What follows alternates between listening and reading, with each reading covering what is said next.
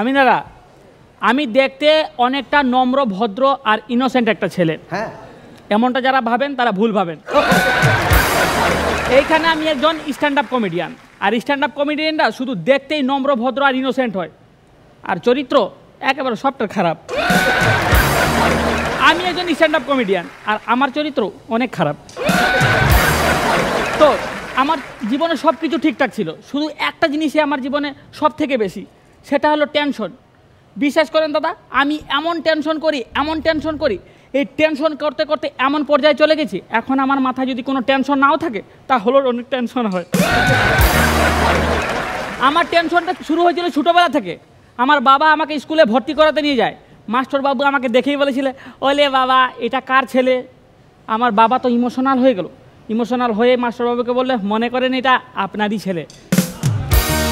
আমি টেনশনে পড়ে গেলাম, যা সালা, যাকে 10 বছর ধরে বাবা ভাবছিলাম সে আমার বাবাই না।